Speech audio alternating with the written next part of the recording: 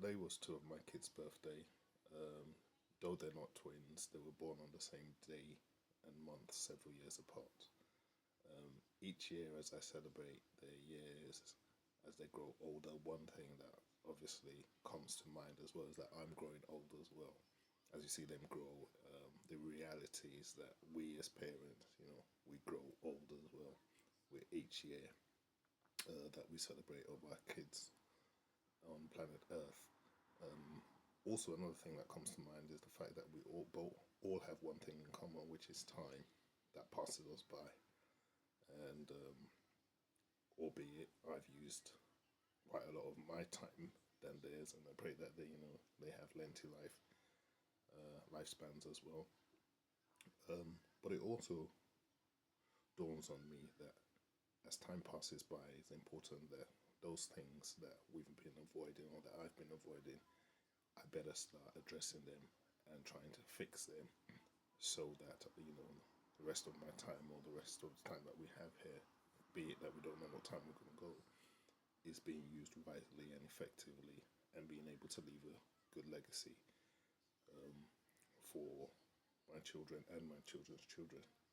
As the scripture says, a good father leaves an inheritance for not only his children, but his children's children.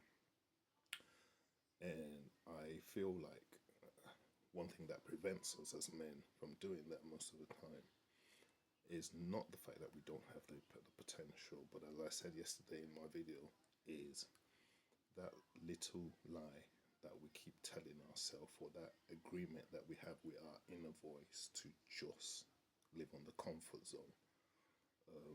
That mentality of not wanting to take risk or break free from the comfort zone, or just being comfortable with that soft voice that allows us to kick the can up the road every time we'll say we'll do something tomorrow, and that tomorrow never seems to come at any time. I actually strongly believe that as soft as that voice is, it eventually leads us, or leads many people who embrace that voice all the time of that comfort, to have a hard life in their old age. Is it the Stoics that say we suffer more in our imagination than in our reality? And on the contrary to that, the Bible does tell us that whatever you find your hands to do, do. So both ways, they're agreeing with each other. And I also feel like most of our problems, they grow in the light of the dark. Like literally, they grow bigger in the dark when there seems to be we can't switch on a light that we could shine on them to begin to approach them. The problem just gets bigger and gets more magnified. But the minute we're capable of switching the light over those problems they begin to shrink. So the truth is, if we have anything to do, time waits for no one.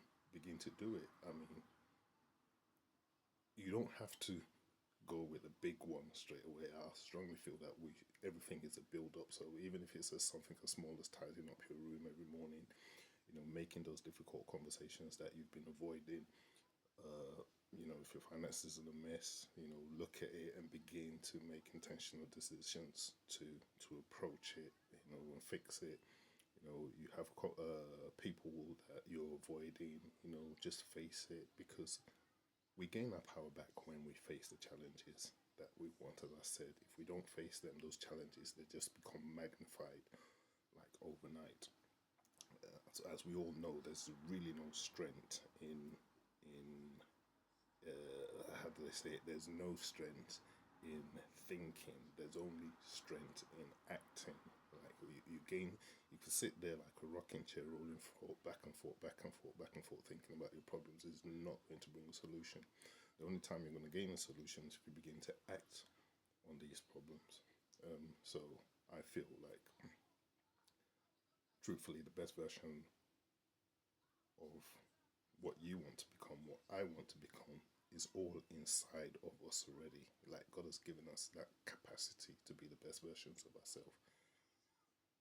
The truth of it is that best version of who you want to become, of who I want to become, is literally hidden behind the walls of fear that we embrace or things that we avoid every single day. So 2026, take action, go for it, and let's, bring that best version of ourselves that we imagine and we think about.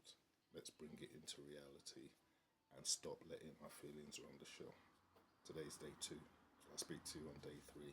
God bless. Take care. Have a great rest of your weekend. Peace.